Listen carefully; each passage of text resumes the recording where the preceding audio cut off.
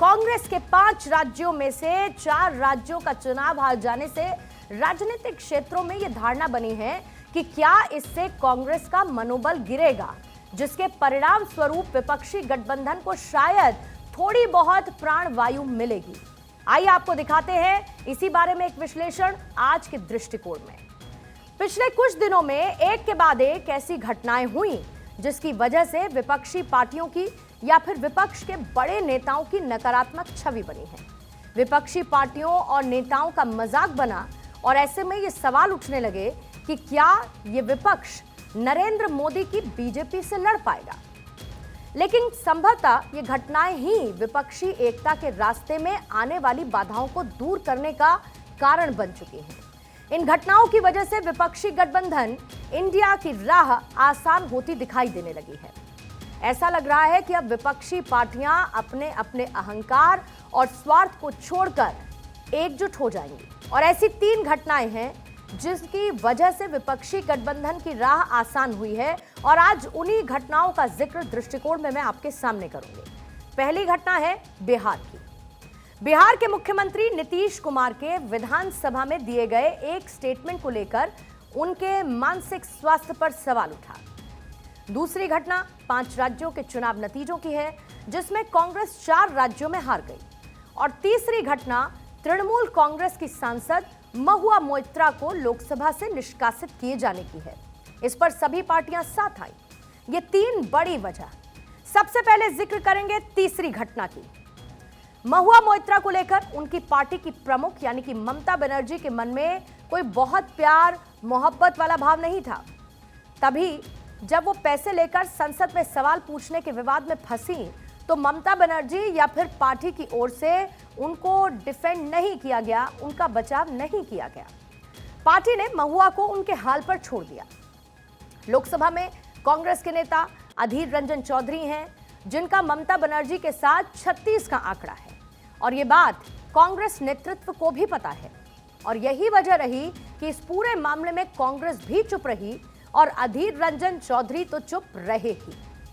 लेकिन जैसे जैसे मामला आगे बढ़ा और महुआ को कुछ क्षेत्रों में समर्थन मिलना शुरू हुआ, वैसे वैसे तृणमूल भी उनके समर्थन में उतरी और कांग्रेस ने भी समर्थन करना शुरू कर दिया। एथिक्स कमेटी की बैठक से लेकर लोकसभा में महुआ के निष्कासन पर हुई चर्चा के दौरान कांग्रेस, आरजेडी, इनके नेताओं ने जैसे उनका बचाव किया, उससे विपक्षी एकता का संदेश गया। उनके निष्कासन से पहले ममता ने उनको कृष्णानगर जिले का अध्यक्ष बनाकर ऐलान कर दिया था कि वो फिर तृणमूल की टिकट से लड़ेंगे और विपक्ष ने इसे महिला की अस्मिता का मुद्दा बना दिया और इसी बहाने कांग्रेस और तृणमूल कांग्रेस की नजदीकियां बढ़ी। सभी विपक्षी नेताओं की महुआ के प्रति सहानुभूति देखी गई। आने वाले दिनों में पश्चिम बंगाल की राजनीति पर इसका असर देखने को मिल सकता है। विपक्ष के सबसे बड़े नेताओं में से एक बिहार के मुख्यमंत्री नीतीश कुमार हैं जिन्होंने विपक्षी पार्टियों को एकजुट किया। जरा पीछे चलते हैं और याद करते हैं कि किस तरीके से नीतीश कुमार ने दिल्ली तक दौड़ लगा ली, तमाम नेताओं से मुलाकात की। पहली बैठक पटना में हुई और ऐसे में इस बात का संदेश देने की कोशिश नीतीश कुमार की तरफ से की गई कि वही वो व्यक्ति हैं जो विपक्षी एकजुटता को एक मंच पर दिखाने के लिए प्रयासरत है और उन्हीं के प्रयास से जून में पहली बार 17 विपक्षी पार्टी के नेता पटना में इकट्ठा हुए थे। उसके बाद 2 और बैठकें इंडिया गठबंधन में हुई जिसमें विपक्षी पार्टियों की संख्या बढ़कर 28 हुई। ये मैं दूसरी बैठक का जिक्र कर रही हूं और इस आधार पर नीतीश की पार्टी के नेता अड़े थे कि उनको विपक्षी गठबंधन यानी कि इंडिया का संयोजक बनाया जाए, यानी इंडिया गठबंधन का चेहरा कोई और नहीं बल्कि नीतीश कुमार होने चाहिए। और इसी बीच विधानसभा का शीतकालीन सत्र याद करिए। नीतीश कुमार ने एक आपत्तिजनक स्टेटमेंट दे दिया। यह बहुत बड़ा डेंट था और उसी समय कुछ और घटनाएं हुई जिनसे नीतीश के मानसिक स्वास्थ्य पर या यूं कह लीजिए कि उनकी मेंटालिटी और उनकी सोच पर सवाल खड़े होने लगे। विपक्षी गठबंधन को इसका 2 तरह से फायदा हुआ। कैसे? पहला तो यह कि विपक्षी गठबंधन का संयोजक बनने का नीतीश का दावा कमजोर हुआ, यह प्लस में गया विपक्षी गठबंधन के। और इससे विपक्षी गठबंधन में यथास्थिति बनी रह सकती है और मौजूदा समन्वय समिति में बदलाव की जरूरत नहीं होगी। दूसरा फायदा यह कि नीतीश के मानसिक स्वास्थ्य को लेकर बीजेपी के नेताओं ने उन पर जिस तरीके से हमला किया, उससे फिलहाल जेडीयू और बीजेपी के नजदीक आने की संभावना कम हो गई है, क्योंकि बीजेपी ने नीतीश कुमार को इस मामले को लेकर बुरी तरीके से घेरा। तीसरी घटना 5 राज्यों के चुनाव नतीजे, जिसको अभी बहुत ज्यादा दिन नहीं बीते, अभी शपथ ग्रहण हुआ, चुनावी नतीजे आए उससे पहले। इसमें कांग्रेस 4 राज्यों में हारी। अगर कांग्रेस 3 या 4 राज्यों में जीती तो उसका अलग असर होता। माने ये कि कांग्रेस की स्थिति मजबूत होती अगर कांग्रेस को तेलंगाना के अलावा तीनों हिंदी पट्टी राज्य मध्य प्रदेश, छत्तीसगढ़ और राजस्थान में जीत मिलती, तो कांग्रेस अपनी पोजीशन को मजबूत बनाकर और पेश करके विपक्षी गठबंधन में यानी इंडिया गठबंधन में अपने लिए ज्यादा की मांग कर सकती थी। पार्टियों में यह हौसला मजबूत होता नजर आया कि बीजेपी को इस तरीके से हराया जा सकता है। कर्नाटक की जीत के बाद जो धारणा बनी वो मजबूत होती, लेकिन उसमें खतरा यह था कि कांग्रेस के अंदर बीजेपी को अकेले हराने का भाव पैदा होता।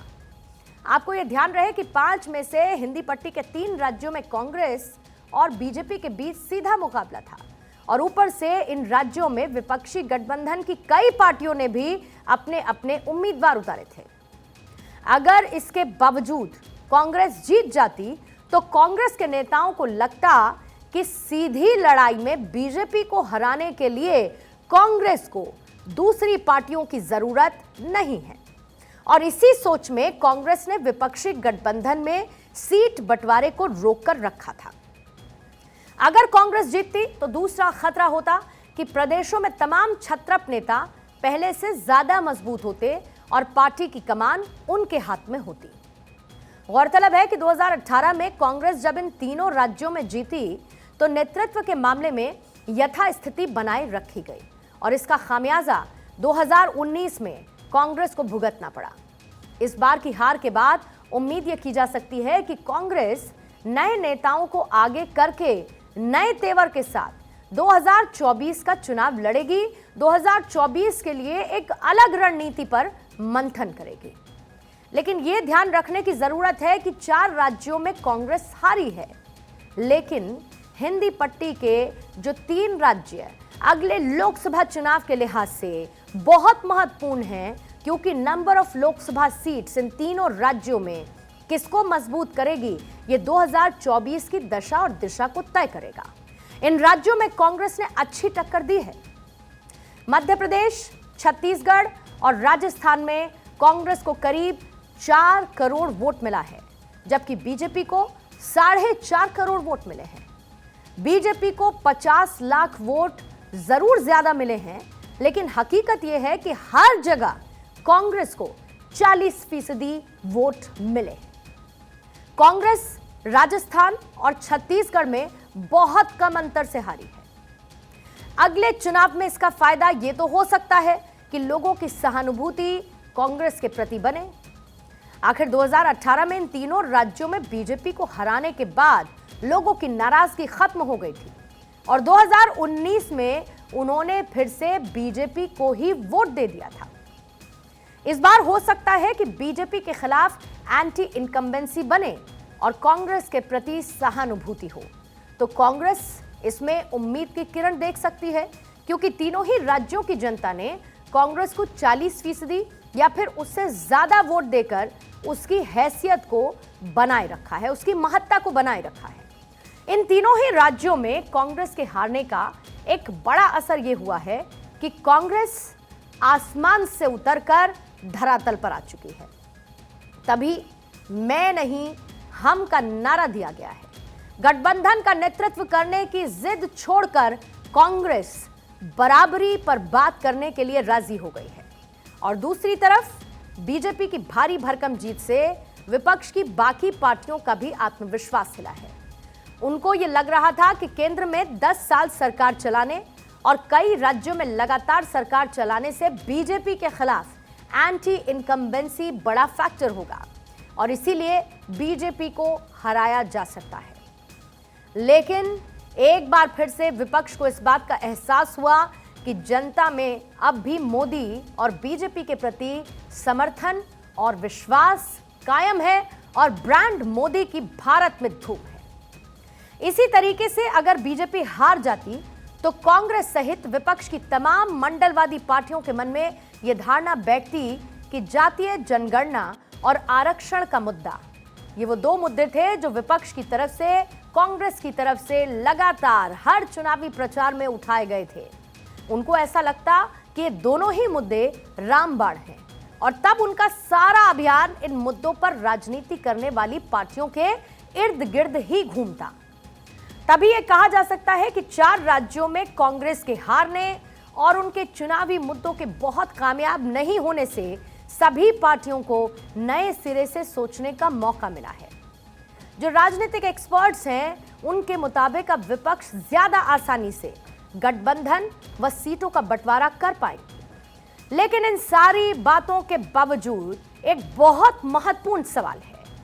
सवाल यह है कि क्या हिंदी राज्यों में प्रदर्शित मोदी की लोकप्रियता और अमित शाह की रणनीति का कभी भी कांग्रेस या फिर विपक्षी गठबंधन मुकाबला कर पाएगा?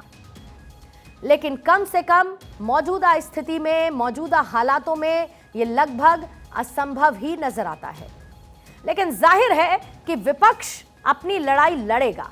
इंडिया गठबंधन 2024 के चुनाव में अपनी पूरी तैयारी के साथ चुनावों में उतरेगा, लेकिन यह देखना होगा कि विपक्षी गठबंधन रणनीति क्या बनाता है, क्योंकि सामने है मोदी का करिश्माई चेहरा और मोदी की लोकप्रियता, जिससे गठबंधन को पार पाना होगा।